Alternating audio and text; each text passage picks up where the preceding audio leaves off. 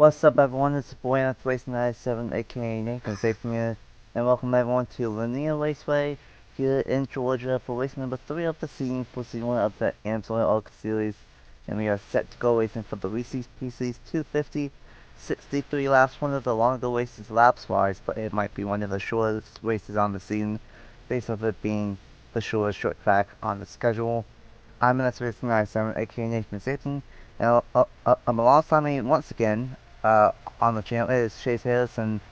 Welcome back here. If anything was like what we saw in the heat races for the Richard Hollywood Stephen Shootout, then who knows? But this track is a lot different than Osprey Dirt. Track's definitely a lot different. Starting off, obviously it's not under um a lot. This in terms of like banking and stuff. It's a lot less banking now. So it's you can't really compare the two. As fun as those races were, it's gonna be hard for this track to top that. But I'm very excited to see how this race plays out. You got a lot of newer drivers as well as a lot of veteran drivers, so it's gonna be interesting to see the differences in pace and the differences in aggression throughout this one. Yeah, without a doubt. Of course, yesterday we saw that Amsoil E-Series have their season opener. But you're in that series. I won't spoil what happened, but it was a lot of multi-move racing. The outside lane was the place you wanted to be, but the inside lane could sometimes get some fast going. And I think it's really going to determine of what kind of car you have, whether what car is good for the outside lane or the inside lane. It'll be interesting. What do you think might be the way to go here for 63 laps? I'm definitely liking the inside lane. Flatter tracks tend to not have as much of an outside lane. And from what I've noticed, this track doesn't have a lot of banking. So I think the inside lane is definitely the preferred lane. Looks like there's some banking through the middle of the corner there, but I still think the inside lane will ultimately have the advantage. As short tracks, it just tends to be how it is. So maybe I'm wrong, but I feel like the inside lane is definitely the way you want to be. Yeah, I think the inside lane will probably be the way to go. Might see some drivers with the second lane. Probably see a lot of different moves. Definitely outlier of a short track with being the shortest short track on the season. And here's the points after the 2 races in the Amsoil ARCA Series. Josephine O'Neill has a 2-point lead over Angel Gutierrez in second. Tied for third is Caleb Rose and St. Crawford 5 points behind. Liam is in fifth, 8 points behind the Daytona winner. Then, of course, Josephine O'Neill won last week at Osprey Dirt. Evan Burke is in sixth, 11 points back. Carolina Bradley is 13 points back, same with Tana Pun. Tied for seventh. Brandon Beal is tied with Nick Norman for the ninth spot in points, 16 points back. And unfortunately, the driver that has last on points so far is Roberto Clown Jr., who's 42 points behind, and between the first 2 races, that number uh, that number 18 machine, who's still here today, luckily, has only gone 3 points to kick off their season. So we're looking for a lot more points here today. And let's quickly go over the top 10 here. On the pole is number 23 of Reggie Fogelman, and second is Nathan Woman. And role number 2 is Roberto Clown Jr. and Carolina Bradley. Role number 3 is Caleb Rose and Josephine O'Neill, 2 drivers up there in the points. Role number 4 is Josh South and Evan Book.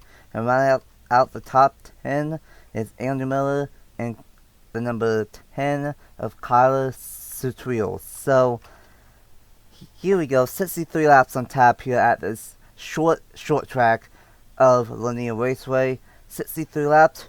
What do you think will happen, and who do you think will get the race victory here? Whew, man, it's tough, right? Really, honestly, it's unpredictable what can happen. I mean, I've never actually seen this track, in action. So, um, I mean, I'm just gonna go with the safe pick, and I'm gonna go with the pole sitter. I'm gonna say the 23 Reggie Fogelman. But I mean, yeah, I've never seen this track, so we're gonna see what happens right here. I guess we're going green. Not a bad pit. Seth Cole won from the pole in the Series yesterday. Cam Reggie Fogelman do the same thing. With green flag racing and the Reese's Pieces 250 for race 3 of the season. Fantastic jump for Reggie Fogelman, but Woman trying to whip the top side of it. Oh my goodness! Oh my! I think I saw someone fly into the air and Someone hit the welcome. pit wall and went airborne. Jesus. Well, I didn't even have to. I didn't even have enough time to say anything. Welcome to Lanier, everybody. My Wow. goodness. That, I mean, I haven't seen the wreck yet, but that might be the most violent wreck I've ever seen at a short track for sure. The 483 is on pit road. That is Tanner Pullen. The 11 Wow. of Skylar Taylor. Brandon Beal. Nico Samadil. Mr. Edge. Sean Martin. That was, you just saw it in the corner of the screen, a car. It looked like it was about 20 feet in the air. I mean, that was insane looking from the, just peripheral vision. Oh my goodness. Wow. Well, since the laps go by very, very fast here at Lanier, even on the caution, we are doing 30-second lap times. Let's go ahead and see what happened to bring out the first caution update on lap number 2 here in the Reese's PC's 250. Well, here we go. This is what happened to bring out the first caution on lap number 1. The number 10 turns the 15 into the 69. This was the simple part of the wreck, but then watch the number 02 of Sean Moulton. I guess they were trying to avoid the crash, and the one almost hit the outside wall, but look at that, right there, into the barrel, into the gap, and one's right into it, and nowhere to go for Brandon Beal, and upside down goes Sean Moulton. I'm not expecting a flip to happen like that on a short track like this, the short track on the schedule. And Sean Moulton upside down and destroyed, Beal is destroyed. I believe the 25 as Sam Deal was involved, the 11 was involved, multiple drives involved, the big one on lap number 1. We did have a caution in the Amsoil ARCA Series yesterday, but hello, huge flip in turn number 3. So here you see they're off into turn 1. This is the initial start, and you can see the 10 just gets back to the gas sooner, hooks the 15, and it looks like just an innocent spin, and they're just trying to hit the outside, and oh, that is a violent hit. Up and over twice. But man, that could have been so much worse. Hit that wall head on. That would obviously be a much scarier wreck. Obviously, you never want to see someone flip, but man, that, as bad as that was, that still could have been a ton worse there. Yeah, that was probably one of the worst crashes I've seen on a short track, but it could have been a lot worse. And unfortunately, a handful of driver's days are going to end on lap number 1. Let's get one more replay here, and let's go on board with the number 02 of Sean Moulton, and just feel the impact in turn number 3. Here we go. Right on board with the number 02 of Sean Moulton, just the 10 turns the 15 and the 69, and just gassed up and hauled it into the barrels. Not really as hard of a hit as I expected. It was enough to flip the 02, but still a wacky crash right there, and let's go ahead and get back to the restart here at Lanier.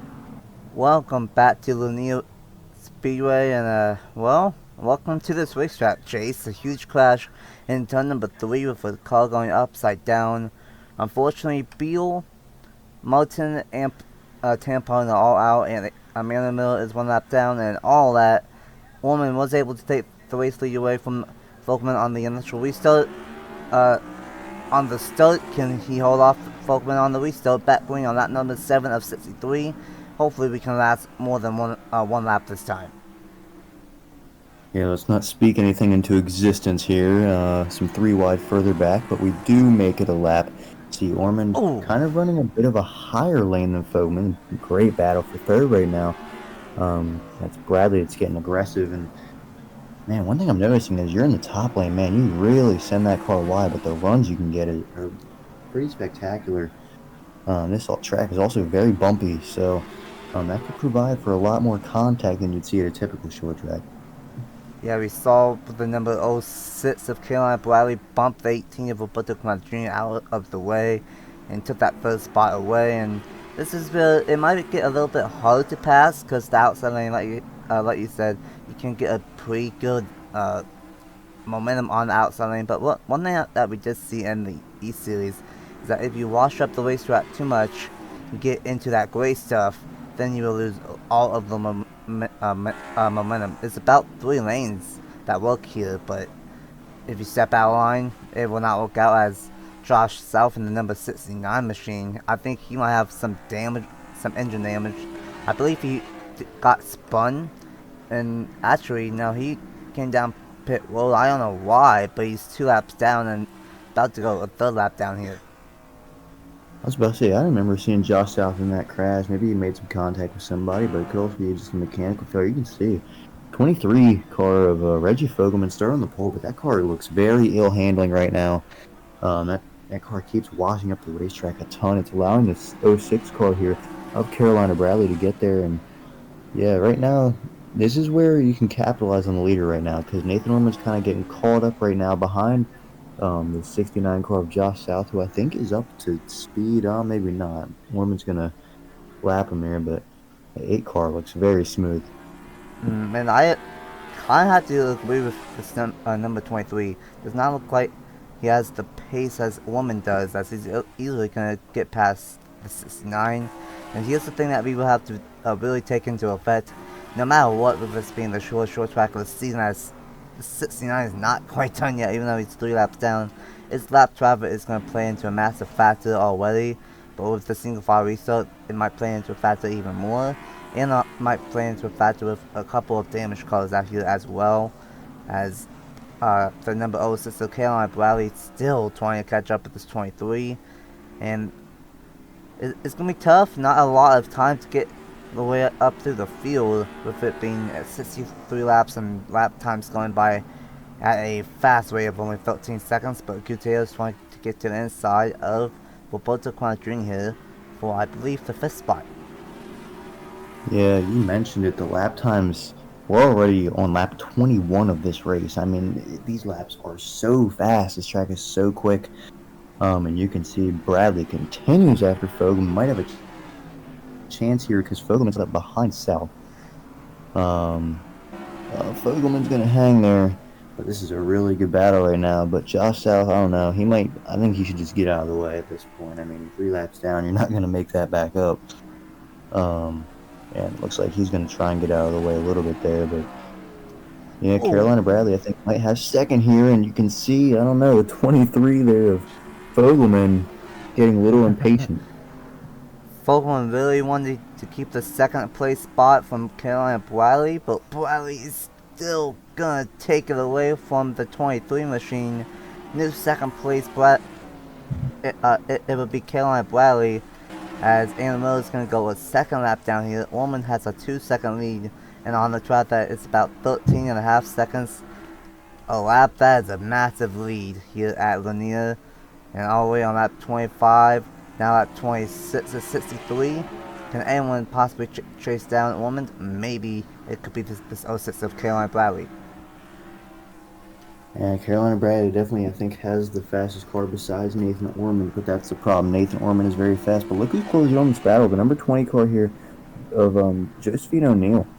Obviously, that's a newer name for me. I'm not sure about you, Stapleton, but very solid run right now, and all over the back over there. Fogelman, that was close. And Reggie Fogelman, man, that car is that thing must be set for qualifying or something, because it does not look like it is handling good at all.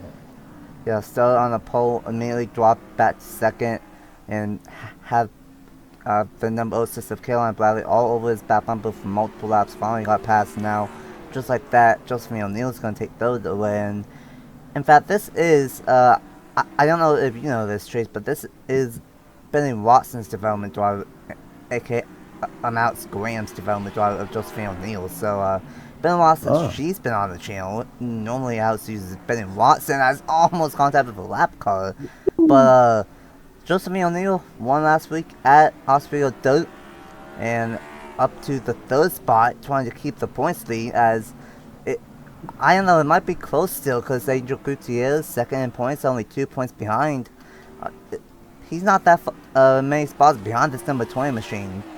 And Caleb Rose, who started in the front of the field, he has unfortunately dropped back to the 11th spot, who's 3rd in points. So, looking pretty good for the top 2 in points to be a little bit of a breakaway between O'Neil and Gutierrez here. I want to point out what one of the drivers is doing. That's the 18 of Roberto Crown Jr. If you've noticed, when he's sitting in a battle with a car, he chooses the top lane and he can send it off in the corners. Like, I mean, about 20 mile an hour faster than whoever he's battling. It's pretty impressive to watch. That 18 looks very, very quick right now. I think it's a long run car because he's able to just hit the corners so good. I'm not sure how he can drive it in the corner so deep and get on the gas so quick. That thing has definitely the exact opposite right now of what Reggie Fogelman's car is doing. Roberto Crown Jr. looking to make some noise. Of course, Crown Jr. wants more than 3 points here today. As of now, he definitely will get way more than 3 points, running in the 5th position. And might have to watch out for Gutierrez for his 5th place battle here, and Orman just keeps on pulling away from this thing. Now up to a 2.5 second lead almost in its number 8 machine. And Orman, he comes in here 10th in the point standings, only 16 points back. So possibly can't count Orman out early in the season. Of course, it's only the 3rd race of the season. But Orman, with this win, he currently would get the points for game first.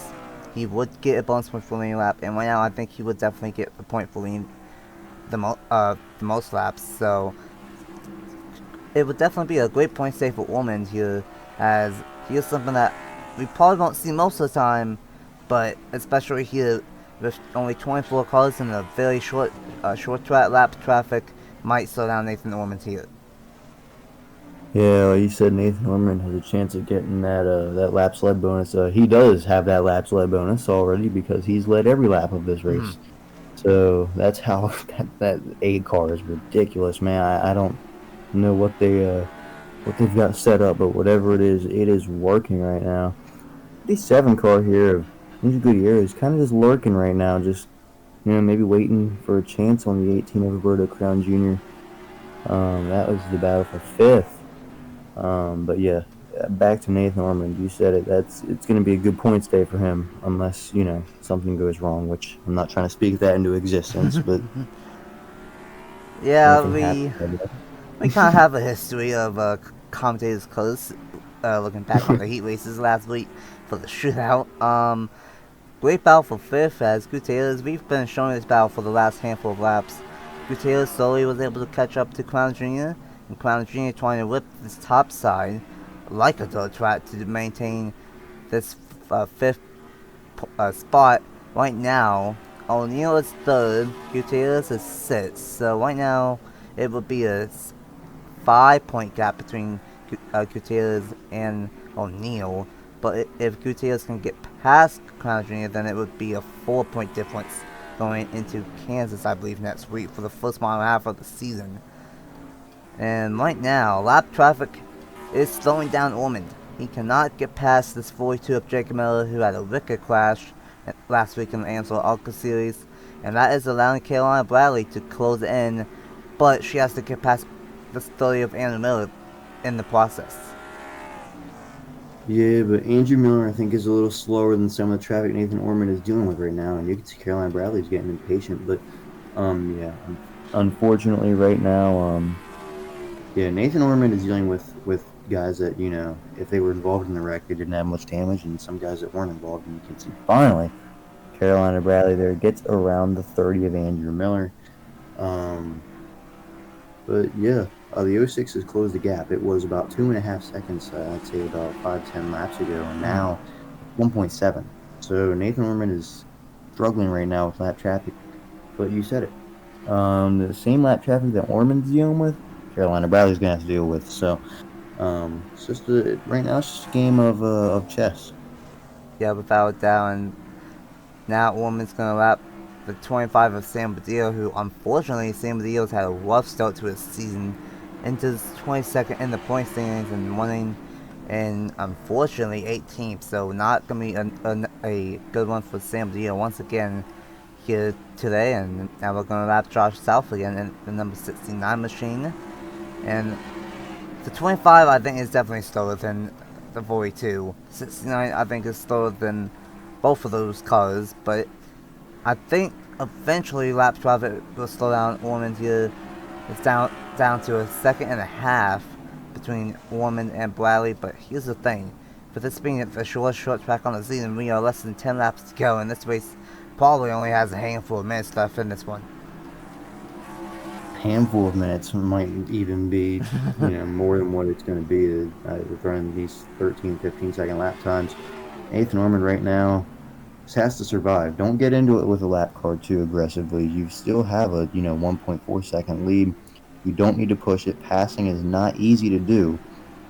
I'm Nathan Ormond right now. I'm just taking my time with these lap cars because you don't want to sit there and risk yourself by wrecking yourself off one of them.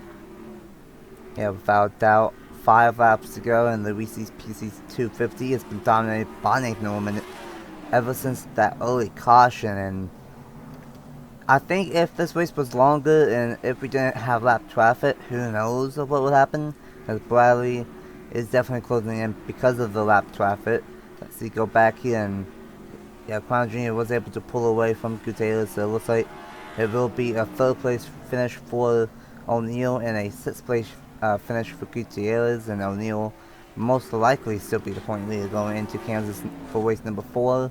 And we have 2 laps to go at the line, and Kayla Bradley's getting closer, but I think she's going to run out of time. How about this? Nathan Ormond, providing nothing happens, Nathan Ormond is going to lead every lap in this race. That is about as dominant a performance as you get. See the white flag, 1 lap to go here in Georgia for Nathan Ormond. What a dominating performance, leading every lap of the race. So second took the race lead on lap number 1 and has led every single lap since then. Dominating performance. And Nathan Ormond will win for Reese's PC's 250. Kind of like what we saw yesterday in the Amsoil E Series, but Ormond did not have nearly as much of a challenge like Seth Cole did yesterday in the E Series. Ormond made things look easy, had almost a 3-second lead at one point, and he wins here at Lanier. Man, yeah, this incredible performance. I mean, that was about as dominating as it gets. And congratulations to Nathan Ormond. You know, we don't see that too often. A driver just leads every single lap like that, like we did here. Ormond did have almost a 3-second lead, chopped down 2 seconds. It ended up being a 1.1 second lead at the end, but still a massive crash at the start. Very curious of what would have happened if we didn't have that lap 1 crash, of how things were going to work out. Probably would have been a lot more of a racier first 10-15 laps, but because of that happening, it was a single file restart, but still has some really good battles throughout the field that we didn't show. And that's the bright side of it being a short track, because I was seeing all kinds of battles around the track, but no one just couldn't really challenge Ormond here, as Ormond gets the race victory. Bradley in second, O'Neal the point leader in third, Folkman the poster holds on to fourth, Crown Jr. in fifth, Gutierrez in sixth, Ronald Kennington in seventh, Evan Burke in eighth. Good one for him as he enters sixth in the point standings. Good one for Kayla Bradley as well, getting second. She was seventh in points, so might see that all sits up there in the point standings, leaving in this one. Finn Crawford was fourth in points, finishes in ninth. And Aaron Abel mounts out the top 10. He was 15th in the point standings. So a lot of guys that were all the way up front in the point standings got some good ones here today, but some needed some good ones, and they got here. Rose with 11th, Davis 12th, Cecile and 13th, Billings and 14th, Lean, Taylor and Pierce round out the 17 cars on the elite lap. Sam Diallo, Jake Camilla, and Andrew Miller 19th and 20th, and Josh fell 4 laps down. And then 3 cars that were out with the lap 1 crash were Tampa and William Beal and Sean Martin. What's the final thoughts of a dominant performance here at Lanier Raceway? Yeah, I mean, Nathan Ormond, I mean, he just absolutely destroyed the field. I really don't know if that caution on lap 1 really would have changed anything. That it was just so fast. Um, but yeah, I mean, it was, every once in a while you're gonna get those races where it's just kind of dominated by a driver and the battles be throughout the rest of the field, and we saw that that first caution, obviously on lap 1 there certainly didn't help in terms of lap traffic, but in the end of the time, end of the day, Nathan Ormond deserved to win, and he did it by leading every lap. That's about as impressive as a win as you can get for the 8. Big points day for them as they move into, I believe you said Kansas next week. Yeah, I believe so. Gotta double check on the schedule here, but I'm pretty sure that it is Kansas, and yes, it is. The Tide 150 at Kansas on October 18th, 1 week later, as this goes up, and that's gonna be an interesting one. First mile and a half of the season. That will be a short one, 25 laps at Kansas, and that's probably going to be a fantastic race. So, going to be using the 2009 Kansas for at least one more time. Fantastic version of that racetrack, and that's going to be a wild one. The first of multiple Speedway-esque class coming up. We got Kansas, Pikes Peak, and then Watkins Glen, Pocono, Talladega, and Charlotte coming up here. Got a lot of fantastic races, and then of course a lot of short tracks at the end. But now it's time for some bigger tracks on the schedule, and a huge thanks for Chase for joining me up here in the booth. Dominating one from Nathan Ullman here at Lanier, and the points are coming up next, going into Kansas next week. Until then, we will see you guys for the West Series at Kern County and the ARCA Series at Kansas Speedway next week on the channel. And we will see you guys next time. Bye!